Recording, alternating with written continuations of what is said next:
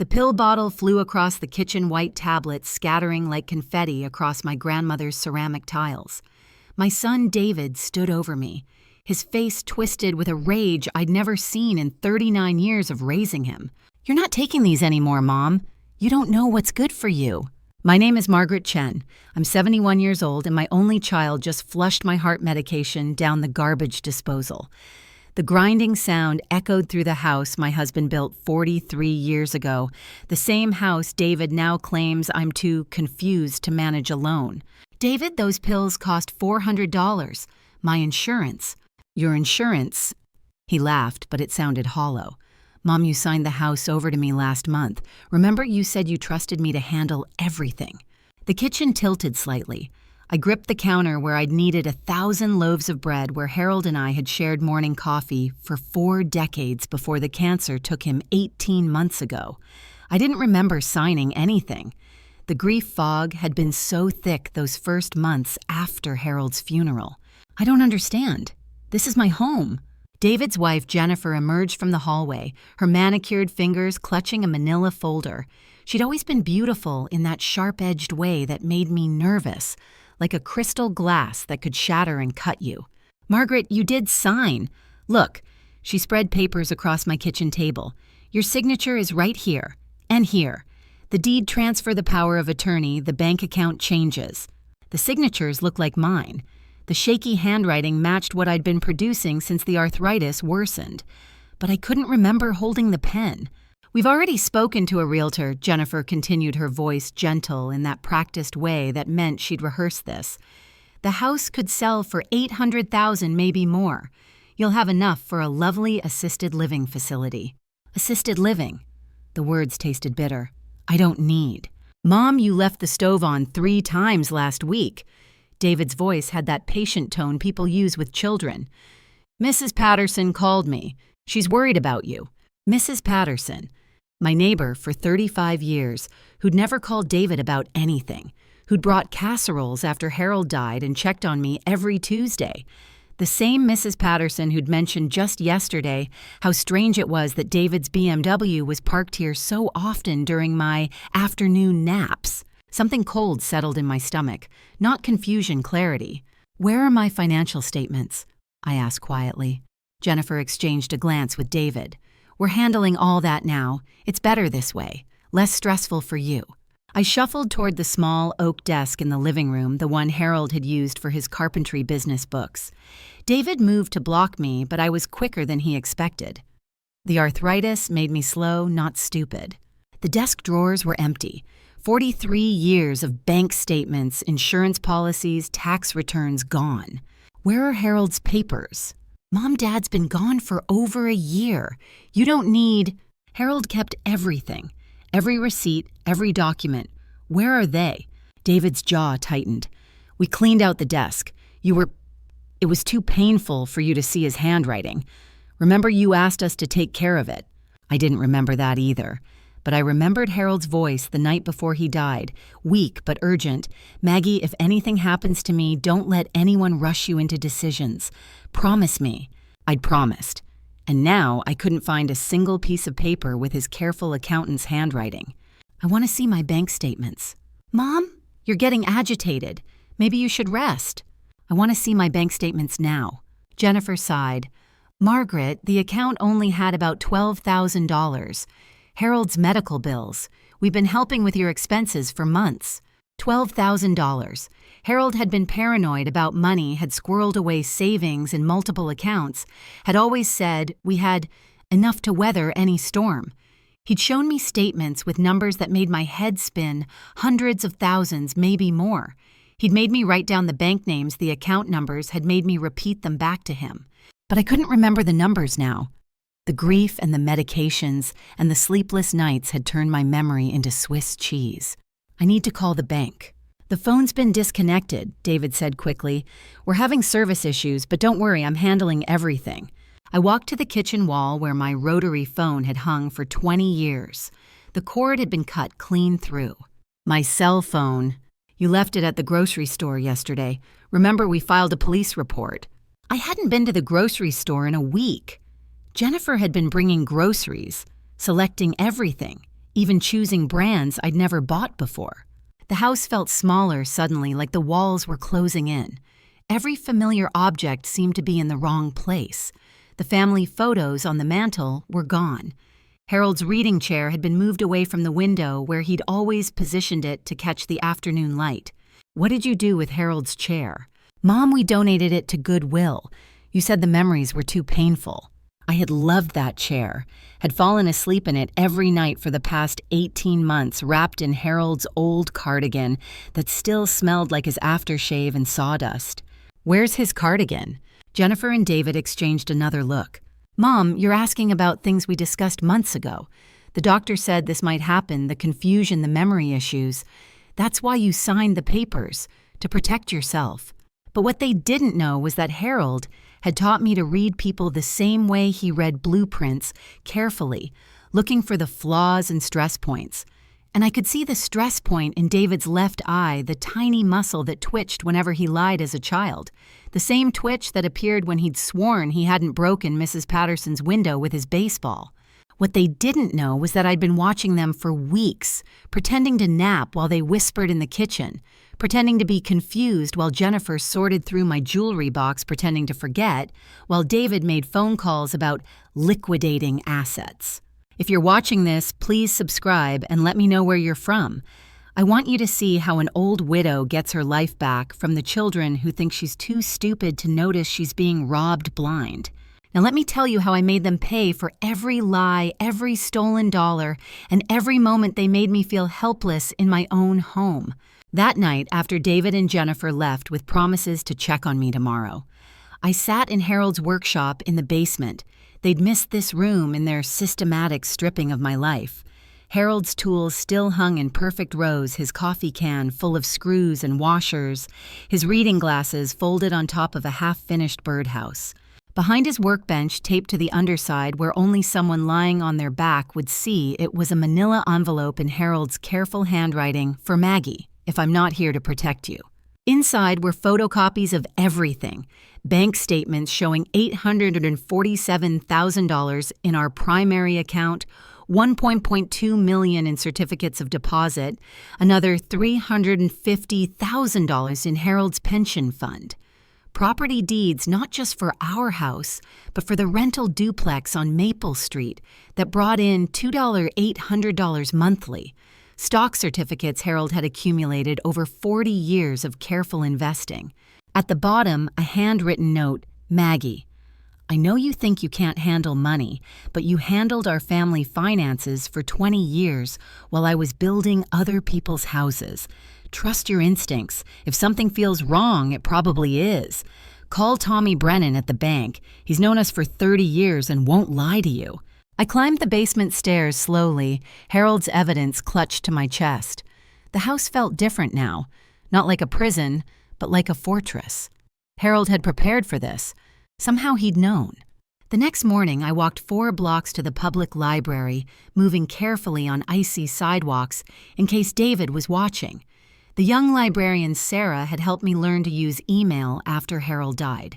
"Mrs. Chen, I haven't seen you in weeks. How are you managing?" "I need to make some phone calls, dear. Private ones." Sarah set me up at a computer station in the back corner. I dialed Tommy Brennan's direct line numbers I'd memorized from Harold's note. "Margaret, Jesus, I've been trying to reach you for months.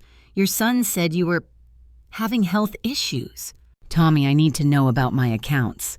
A long pause. "Margaret, you closed everything out 6 weeks ago. Your son had your power of attorney. He said you were moving to Florida and needed everything liquidated immediately." My hands trembled as I wrote down the numbers Tommy recited. $847,000 transferred to David's personal account. The CDs cashed out early with penalties. The pension fund rolled over to an account I'd never heard of. "Margaret, are you there? I was surprised you didn't come in yourself. It's not like you to handle this kind of thing over the phone." "I never made any phone calls, Tommy." Another pause longer this time. "Margaret, I think you should come in today, and maybe bring someone with you, someone you trust who isn't family." I called directory assistants for private investigators in our area. The first 3 sounded like used car salesmen. The 4th was different. "Rossetti Investigations. This is Maria." I need help. My family is stealing from me. Ma'am, how old are you? 71. Can you get to my office safely? Without them knowing. Maria Rossetti was younger than I'd expected, maybe 45, with tired eyes and calloused hands. Her office was above a pizza place on State Street, cramped but clean. Mrs. Chen, I used to be a detective with the Elder Abuse Unit. I've seen this pattern before. Tell me everything. I showed her Harold's documents describe the missing papers, the forged signatures, the systematic isolation. Maria took notes in a small pad, occasionally asking for clarification. The good news is you're not crazy or confused. The bad news is your son is very good at this. The power of attorney documents look legitimate. The signatures are close enough to pass casual inspection. But there are problems. She pulled out a magnifying glass, studying the signatures under a bright lamp. See this? The pressure points are wrong. When someone signs their name hundreds of times over decades, they develop muscle memory. Your real signature has a distinctive tremor pattern from the arthritis. These forgeries are too smooth, too controlled. Can we prove it? Maybe, but we need more evidence. Financial crimes are hard to prove without a paper trail. Your son was smart. He didn't just steal outright. He used legitimate-looking legal documents. Maria leaned back in her chair.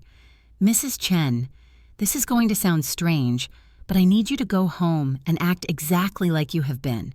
Confused, grateful for their help, maybe a little more dependent. Can you do that? You want me to pretend to be helpless?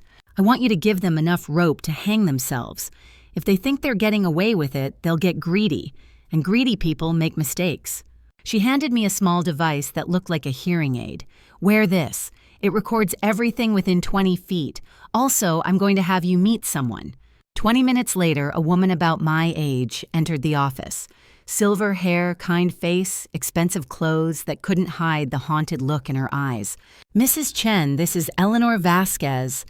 Eleanor, tell her about your daughter. Eleanor's voice was steady but hollow. My daughter Linda convinced me to sign over my house after my husband died. She said it was for tax purposes, that I'd save money. Within 6 months, she'd taken everything, the house, my savings, even my jewelry. She put me in a state facility and told everyone I had dementia. How did you get out? Maria, she proved Linda had been forging checks for years, using my Social Security money for her gambling debts. Linda's in prison now, but I lost everything. I live in a studio apartment on my Social Security. Eleanor reached across and took my hand. Don't let them convince you you're losing your mind, and don't wait too long to fight back. Once they've moved all the money, it's almost impossible to recover. That evening, David came by with dinner from my favorite Chinese restaurant. The first thoughtful gesture in months. Mom, I brought you General Tso's chicken, your favorite. I'd always hated General Tso's chicken. Harold had been the one who loved Chinese food. That's so sweet of you, dear. How are things at work? David owned a small construction company that had been struggling for years. Harold used to worry about David's business sense, his tendency to bid jobs too low and spend money on equipment he couldn't afford. Actually, things are looking up. We just landed a big commercial project. Should keep us busy for the next 2 years. I nodded and smiled the way confused elderly mothers are supposed to do. But I was thinking about the timeline. David's sudden interest in my affairs had started about 4 months ago, right after Harold's will was probated. Right around the time his business would have been hemorrhaging money during the slow winter season. That's wonderful, David. You work so hard. Mom, I've been thinking, maybe we should look at those assisted living places sooner rather than later. I found one called Golden Years that has an opening next month. Next month, that seems fast. Well, the waiting lists are usually long, but they had a cancellation. It's a good opportunity. I pretended to consider this while my mind raced. The house couldn't be sold while I was living in it. There were homestead laws protecting elderly owners. But if I was in assisted living, if David could claim I was incompetent, how much does it cost? Don't worry about that. We'll handle everything. After he left, I called Maria from the library's phone. He's accelerating the timeline. That means he's either desperate for money or someone's pressuring him. Either way, we need to move faster. What do you need me to do?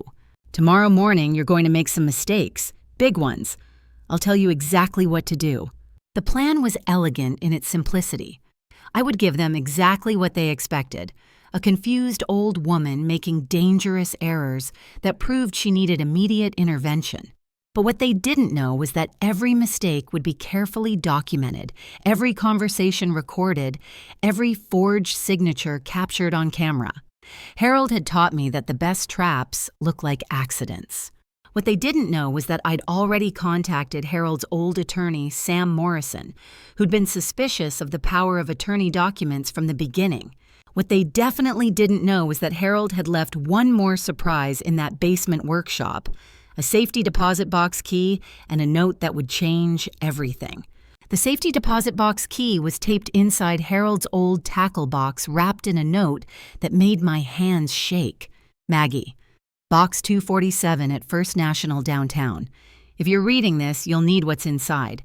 I always knew David had his father's weakness for get-rich-quick schemes. I just hoped I was wrong. All my love, H." Sam Morrison met me at the bank at 8 a.m. before David would think to check on me. Harold's attorney was 83, sharp as a tack, and furious. "Margaret, those power of attorney documents are fraudulent. Harold specifically told me he would never sign such broad financial powers over to David. He was worried about David's judgment." Inside the safety deposit box were documents that took my breath away. Harold had been investigating David's business for months before his death. Bank records showing David's company was $380,000 in debt. Canceled checks revealing David had been borrowing money from loan sharks. A private investigator's report detailing David's gambling problem. Not just occasional poker games, but serious casino debts in Atlantic City. Harold hired an investigator. I stared at surveillance photos of David entering a casino at 2 a.m. on a Tuesday. Harold was worried. David had asked him for money several times, always with elaborate stories about equipment purchases or tax problems. Harold wanted to know where the money was really going. There was more. Jennifer's Instagram account printed out in full color showing designer handbags, expensive vacations, a lifestyle that David's failing construction business couldn't support. The timestamps showed these purchases continuing even after Harold's death, even as they told me there was no money for my medications. "They've been living off your inheritance while telling you you're broke." Sam spread out more documents. Harold also left specific instructions. If anything happened to him, if you ever felt threatened or confused about financial matters, I was to initiate what he called the Scorched Earth Protocol. What does that mean? It means we fight back with everything we have. Harold anticipated this scenario. He's already given us the weapons. That afternoon, I played my part perfectly. When David arrived for his daily check-in, I was sitting in the kitchen with all my medications spread across the table, looking helplessly confused. "Mom, what are you doing?" "I can't remember which pills to take when. Nothing makes sense anymore." I gestured at the array of bottles. "Maybe you're right. Maybe I do need help." David's relief was visible. "It's okay, Mom. We'll figure it out together." "David, I've been thinking about what you said. About the assisted living place. Golden years. Have you changed your mind?" I nodded slowly, the way someone makes a difficult decision. "If you think it's best, I trust you." The lie tasted bitter, but I saw the greed flash in his eyes. The same look he'd had as a child when he thought he was getting away with something. "That's great, Mom, really great. I'll call them this afternoon." "There's just one thing. I want to make sure I understand the finances. Could you show me exactly how much money I have left?" David hesitated. "Mom, we've been over this." "I know, but it would make me feel better to see it written down." 20 minutes later, David had produced a handwritten ledger showing my total assets as $23,847, mostly the monthly Social Security check and a small savings account. "See, Mom, this is why Jennifer and I have been helping with groceries and utilities. Your money just doesn't stretch very far anymore." I studied the numbers, playing the role of a confused old woman trying to make sense of complex finances. But Harold always said we had enough saved for emergencies. Dad was optimistic about money. The medical bills took most of what you had. Another lie recorded clearly on Maria's device, hidden in my sweater. That evening, Maria came to the house after dark, parking 2 blocks away, and walking through Mrs. Patterson's backyard. "How did it go?" I played back the recording of David's financial presentation.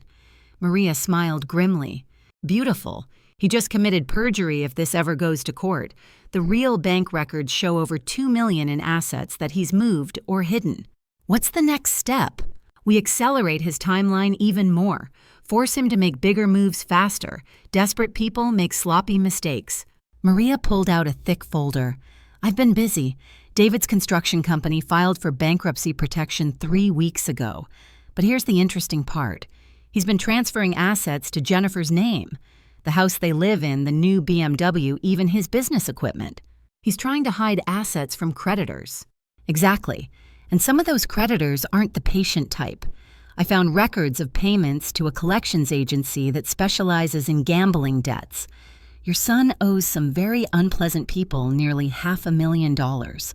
The pieces clicked into place. David wasn't just stealing from me out of greed. He was stealing to save his life. How long does he have? Based on the payment schedule, I found maybe 6 weeks before they get more direct in their collection methods. We spent the next hour planning what Maria called the acceleration phase. I would have a medical emergency. Nothing serious, but scary enough to require immediate action.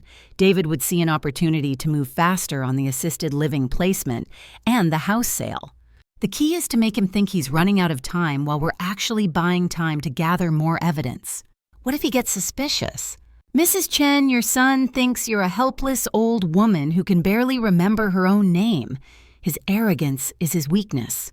The next morning, I called David at 6 a.m., my voice shaky and frightened. David, I think I had a stroke. I woke up and couldn't remember. I can't remember things, important things. He was at my house within 20 minutes, Jennifer close behind. They found me sitting in the kitchen in my nightgown, staring blankly at a piece of paper. Mom, what's wrong? What can't you remember?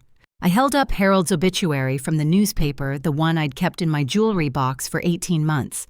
I found this in my purse, but I don't understand. Who is this man? Why do I have his obituary? The performance was Academy Award worthy. David and Jennifer exchanged meaningful looks over my head. Mom, that's Dad, your husband. He died last year. I stared at the photo, letting confusion and fear play across my face. Harold? But we were supposed to have dinner tonight. I bought his favorite roast. Jennifer knelt beside my chair. Margaret Harold died 18 months ago. Don't you remember the funeral? I shook my head slowly, tears starting to fall. Real tears, because even though this was an act, the grief was always just beneath the surface. I think we need to call the doctor, David said quietly. No! I gripped his arm with surprising strength. No doctors. They'll put me somewhere. Promise me no doctors. Mom, if you're having memory problems, promise me, David, I just need you to take care of things, like you've been doing. I trust you. I saw the greed and calculation war with genuine concern in his face. Greed won. Okay, Mom, no doctors, but we need to move faster on the living arrangements. This house isn't safe for you anymore. Whatever you think is best. That afternoon, while David made frantic phone calls about expediting my placement at Golden Years, I sat in Harold's workshop reviewing our battle plan. Maria had been right. Desperate people make mistakes. And David was about to make the biggest mistake of his life. He thought he was closing in on his prize. What he didn't know was that he was walking straight into a trap 40 years in the making, designed by a man who'd loved me enough to protect me even from beyond the grave. The war for my life was about to begin in earnest. The trap sprang on a Tuesday morning when David arrived with papers from Golden Years Assisted Living and a realtor's agreement for the house sale. Both documents required my signature within 24 hours. Mom, I know this is hard, but the timing worked out perfectly. Golden Years had a cancellation, and the realtor has a cash buyer who's willing to pay asking price. I held the papers with trembling hands, squinting at the fine print, the way elderly people do when their eyesight fails. It's so much to process, David. Maybe I should have Sam Morrison look at these. David's face went pale. Dad's old attorney, Mom, he retired years ago. Did he? I could have sworn I saw him at the grocery store last week. You're confused again. Sam's probably in a nursing home by now. Another lie, easily disproven. Sam was sharp as ever and sitting in his office 3 blocks away waiting for my call. I suppose you're right. You handle everything so well. I picked up my pen, then paused. David, there's something I need to tell you. Something Harold made me promise. Jennifer moved closer, her predatory instincts sensing danger. What kind of promise, Margaret? Harold was so worried about leaving me alone. He made me memorize some numbers, bank accounts, investments. He said if anything ever happened to him, I should give those numbers to someone I trusted. I saw greed flicker in David's eyes like a match striking. What numbers, Mom? Account numbers. Harold said there was money I didn't know about. Emergency money. I pressed my hand to my forehead. But my memory... Some days I can't remember Harold's dead, and other days I remember numbers from 40 years ago. Mom, that's important. Can you remember any of the numbers now? I recited a string of digits I'd memorized from Harold's real account statements, accounts David thought he'd already emptied. Could you write them down? I'm not sure I should. Harold said only tell someone I completely trusted. Mom, you can trust me. I'm your son. The words hung in the air like smoke. I looked at David, really looked at him, and saw a stranger wearing my child's face. When had the sweet boy who'd brought me dandelions turned into this hollow-eyed man who saw me as nothing but a source of money? Of course I trust you, sweetheart. Let me get some paper. I shuffled to Harold's old desk, the one David thought was empty. From a secret compartment Harold had built years ago, I pulled out a notebook and carefully wrote down the account numbers. Real numbers, but for accounts David had no access to. Here, Harold said these were for absolute emergencies only. David studied the numbers with barely concealed excitement. Mom, I should probably check these out, make sure the accounts are still active. That's very thoughtful, dear. As soon as David left with Jennifer, I called Maria from the kitchen phone I'd had secretly reconnected. Phase 2 is in motion. He took the bait. Beautiful. My contact at the FBI Financial Crimes Unit is standing by. When David tries to access those accounts, they'll have everything they need. What David didn't know was that Harold had set up those accounts as honeypots 20 years ago, after catching an employee trying to embezzle from his construction business. Anyone attempting unauthorized access would trigger automatic alerts to federal authorities. What David also didn't know was that I'd spent the morning with Sam Morrison signing real papers, new powers of attorney that revoked every document David thought gave him control over my life. 3 hours later, David burst through my front door without knocking, his face flushed with rage and panic. Mom, there's a problem with those account numbers. I looked up from my knitting, blinking in confusion. What account numbers? The ones you wrote down this morning from Dad. I'm sorry, dear. I don't remember writing anything down. Mom, don't play games. The FBI called me. They said someone tried to access federal witness protection accounts. My knitting needles stopped clicking. Federal witness protection. David, what are you talking about? Those weren't Dad's accounts. They were government accounts. The FBI thinks I was trying to hack federal databases. I let my face crumble into bewildered terror. Oh no, did I do something wrong? I was just trying to help. David began pacing like a caged animal. Mom, think. Did Dad ever work with the government? Any kind of federal job? The truth was, Harold had worked on several government building projects over the years and still had security clearances he'd never bothered to cancel. But I wasn't about to tell David that. I don't know, my memory, everything's so fuzzy. Jennifer appeared in the doorway, her phone pressed to her ear. David, we have bigger problems. The bank called. They've frozen all our accounts. Something about suspicious transaction patterns. I watched my son's world crumble in real time. First the FBI investigation, now frozen assets. The loan sharks wouldn't care about his excuses. How long before you have to pay those gambling debts? I asked quietly. David spun around. What gambling debts? The ones Harold knew about before he died. The ones that have been eating you alive for 2 years. The mask finally slipped completely. David's face went from confusion to shock to pure rage. You've been playing me. This whole confused old lady act. Sit down, David. Something in my voice made him obey.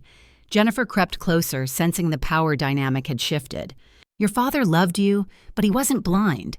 He knew about the gambling, the failing business, the loan sharks. He also knew that grief and desperation can make people do terrible things. I pulled out my phone, not lost after all. and played back recordings of every conversation we'd had over the past 2 weeks. David's voice clearly admitting to forging signatures, moving money planning to have me declared incompetent. Harold left me everything I needed to protect myself. From everyone, including you. Mom, you don't understand. These aren't just gambling debts.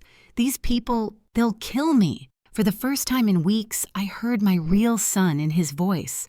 Not the cold manipulator, but the scared little boy who used to run to me when thunderstorms frightened him.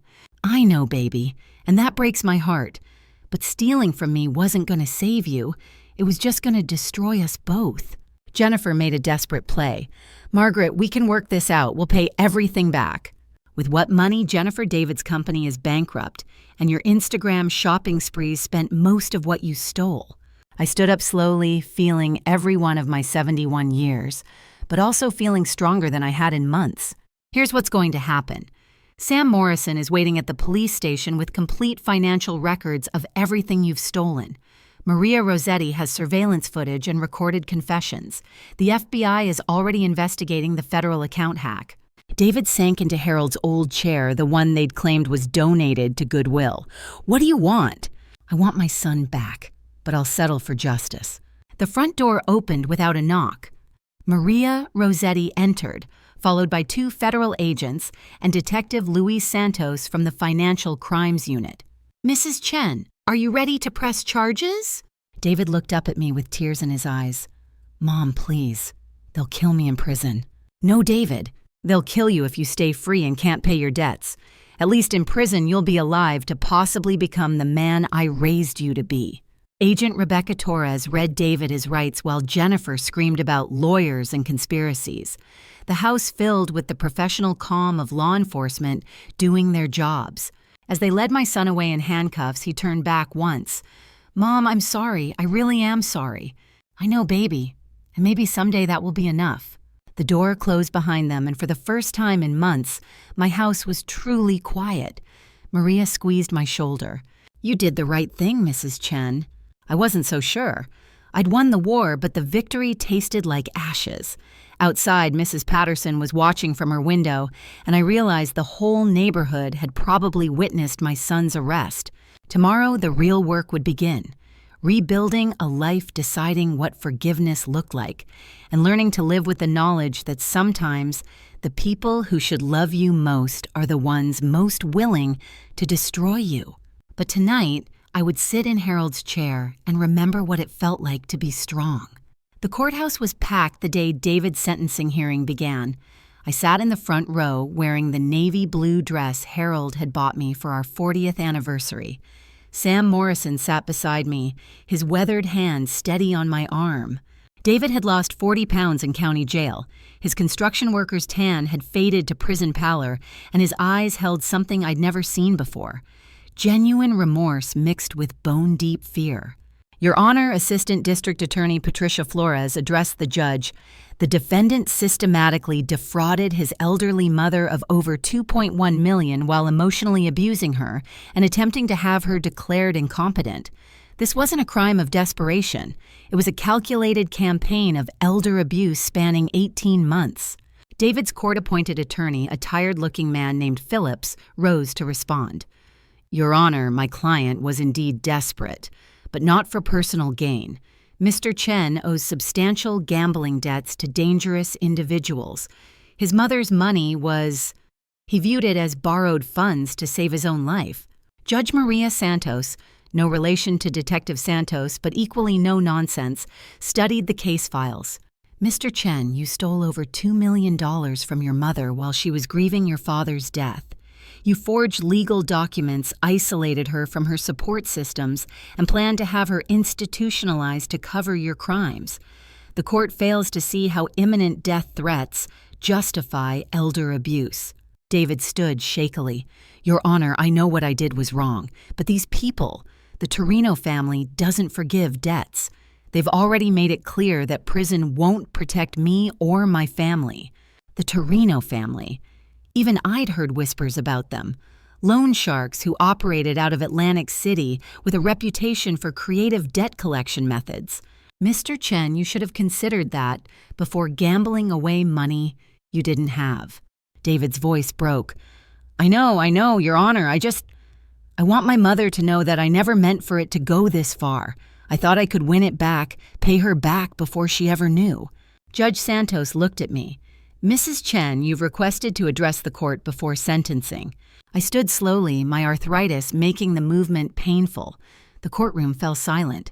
Your Honor, my son destroyed my trust, my sense of safety, and very nearly my sanity. For months, I believed I was losing my mind. I questioned every memory, every decision, every instinct I'd developed over 71 years of life.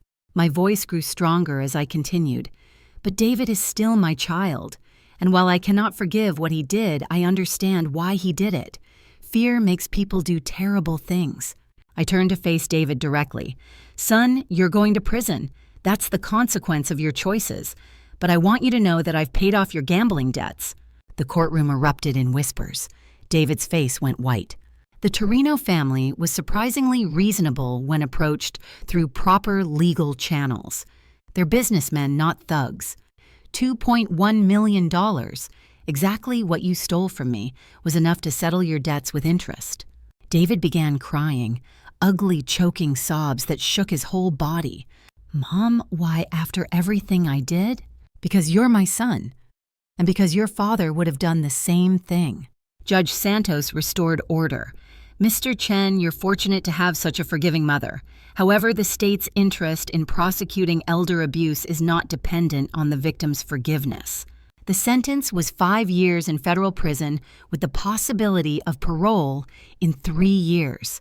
David would serve his time at a minimum security facility, protected from the violent criminals who might target someone with his particular vulnerabilities. Jennifer received 2 years probation and full restitution to the estate, which meant she'd be paying me back for decades from whatever job she could find with a felony record. 6 months later, I was kneeling in Harold's garden planting the tomatoes he'd always insisted on growing, despite my protests that we had too many. Mrs. Patterson watched from her fence line as she had every spring for 35 years. Margaret, you sure you should be doing that heavy work alone? Ellie, I've been alone for 18 months. I think I can manage some tomato plants. What I didn't tell her was that I wasn't really alone anymore. Maria Rossetti had become more than my investigator. She'd become my friend. We met every Thursday for coffee and gossip, 2 women who'd learned that trust was earned, not inherited. Sam Morrison stopped by weekly to review my finances and help me figure out what to do with Harold's carefully accumulated wealth. We'd established a foundation for elder abuse prevention, funding legal aid and investigation services for seniors who couldn't afford protection from their own families. The foundation was Harold's idea, outlined in a letter I'd found in his workshop the day after David's sentencing. Even in death, my husband was still taking care of me, still thinking 3 steps ahead. Maggie. The letter read, "If you're reading this, it means my worst fears came true, but it also means you were strong enough to fight back. Use the money to help others who aren't as lucky as you. Give them the weapons they need to protect themselves. And don't feel guilty about David. Some lessons can only be learned the hard way." David wrote me every week from prison. The first letters were full of apologies and excuses, but gradually they'd changed. He was taking classes, working in the prison library, attending counseling sessions for addiction and financial responsibility. The man writing those letters sounded more like the son I'd raised than the stranger who'd tried to steal my life. I wrote back carefully. Not forgiveness, that would take time, but not abandonment either. Love, it turned out, was more complicated than trust. 2 years after David's sentencing, I received an unexpected visitor. Jennifer stood on my front porch, thinner than I remembered her designer clothes, replaced by a simple gray pantsuit. Margaret, I know I have no right to be here. I didn't invite her in, but I didn't slam the door either. I've been working as a paralegal, helping other women who've been victims of financial fraud. It doesn't make up for what I did, but it's something. How did you find this work? Maria Rossetti recommended me to a legal aid clinic.